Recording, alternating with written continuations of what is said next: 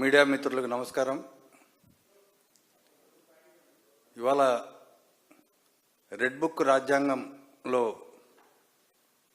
ఎన్నెన్ని వింత వింత కేసులు పెడతారో, అసలు అలాంటి విచిత్రమైన కేసులు పెడతారని చెప్పి ఈ రాష్ట్ర ప్రజలు ఎవరు బహుశా ఊహించి ఉండరు. డిసెంబర్ 21 జగన్మోహన్ రెడ్డి గారి బర్త్డే సందర్భంగా తిరుపతికి సమీపంలో కోడిని కోశారని ఒక కేసు పెట్టారు. ఏదో వాళ్ళు పెద్ద దేశద్రోహం చేసినట్టు ముసుగులు వేసి అరెస్టు చేసి వాళ్ళని హింసించి వాళ్ళతో నేరం చేసినాము, కోడి కోసిండేది నేరమే అని ఒప్పించుకొని ఒక రికార్డు చేసి స్టేట్మెంటు ముసుగులేసి నాన్ బెయిలబుల్ సెక్షన్స్ కింద రిమాండ్ పంపిస్తే కోర్టు కూడా తీవ్ర దిగ్భ్రాంతికి గురైన సందర్భం. ఇదేంటి ఇట్లా కూడా కేసులు పెడతారా మీరు కోళ్ళను కోస్తే అని. ఇంతకుముందు కేకును పెద్ద కత్తితో కట్ చేశారని ఇంకో కేసు పెట్టారు. అంటే ఈ రెడ్ బుక్ రాజ్యాంగంలో ఎలాంటి పరిస్థితులు ఉన్నాయో దీన్ని బట్టి మనం అర్థం చేసుకోవచ్చు. రేపు సంక్రాంతి సందర్భంగా నిన్న చంద్రబాబు గారే చెప్పారు, ఆంధ్రప్రదేశ్ సాంప్రదాయబద్ధంగా ఈ పండుగను కోళ్ల పందాలు కూడా నిర్వహించుకుంటారు అనేది. రేపు సంక్రాంతి సందర్భంగా ఈస్ట్ వెస్ట్ గోదావరిలో కాకుండా కృష్ణా, విజయవాడ, గుంటూరు తదితర ప్రాంతాల్లో ఓపెన్గా చట్టరీత్యా నేరమైనప్పటికీ అనఫిషియల్గా కోడి పందాలు విస్తృతంగా నిర్వహిస్తున్నారనే వార్తలు వస్తూ ఉన్నాయి. ఇవి ప్రతి ఏటా జరుపుకుంటున్నారని. అయితే ఈ సందర్భంగా వాళ్ళందరిపైన కూడా కేసులు పెడతారా? దీన్ని బట్టి చూస్తే అట్లాగే అర్థమవుతుంది.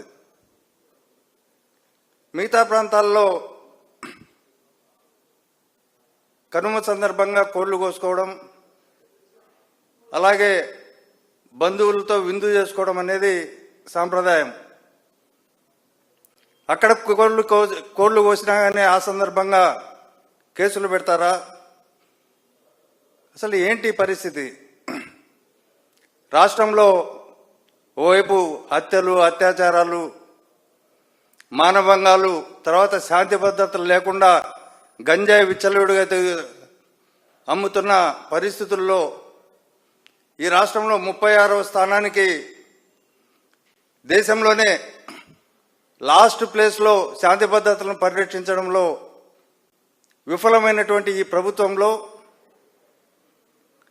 దాన్ని మెరుగుపరచకపోగా ఇట్లాంటి అక్రమ కేసులను, విచిత్రమైన కేసులను కూడా పెడతా ఉన్నారు.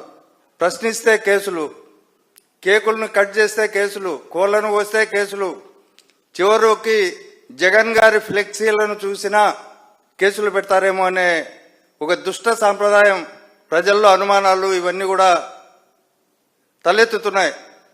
ఎందుకంటే పోలీసులు మరీ బరి తెగించి పాలకులు చెప్పినట్టు చేసే దాంట్లో భాగంగా ఈ మధ్య చూసాం, రోడ్లపై ఊరేగించడం, కొట్టి హింసించి, అనేక సుప్రీంకోర్టు తీర్పులు, హైకోర్టు తీర్పుల్లో చేతులకు బేడీలు వేయకూడదని, నిందితుడికి అలాగే రోడ్లపైన ఊరేగించకూడదు, ముసుగులు వేయకూడదని చెప్పి అనేకమైన తీర్పులు ఉన్నప్పటికీ వాటిని ఉద్దేశపూర్వకంగా హోంమంత్రి స్థాయి, ముఖ్యమంత్రి, అలాగే డిప్యూటీ ఉప ముఖ్యమంత్రి వీళ్ళందరూ కూడా అదే పనిగా రెచ్చగొడుతూ పోలీసులను ప్రేరేపిస్తున్నారు ఇట్లాంటి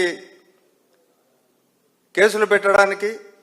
ఇది ప్రజాస్వామిక సాంప్రదాయాలను పూర్తిగా కాలరాస్తూ పోలీసులు ఈ వ్యవస్థలను ధ్వంసం చేస్తున్న పరిస్థితుల్లో పోలీసులు తమ వైఖరి మార్చుకోవాలా? ఇది ఎల్లకాలం ప్రభుత్వాలు చెప్పినట్టు అది ఒక వ్యవస్థ.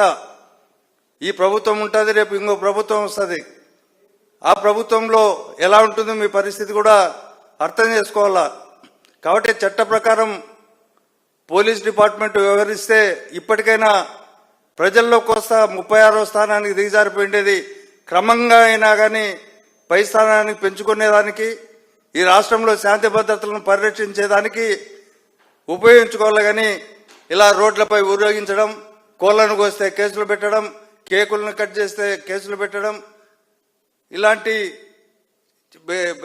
దుష్ట సాంప్రదాయానికి పోలీస్ వ్యవస్థ పాల్పడితే భవిష్యత్తులో ప్రజానీకం కానీ ప్రజాస్వామ్యవాదులు కానీ క్షమించారని చెప్పి ఈ సందర్భంగా హోంశాఖను అలాగే పోలీస్ డిపార్ట్మెంట్ను హెచ్చరించదలుచుకున్నాం.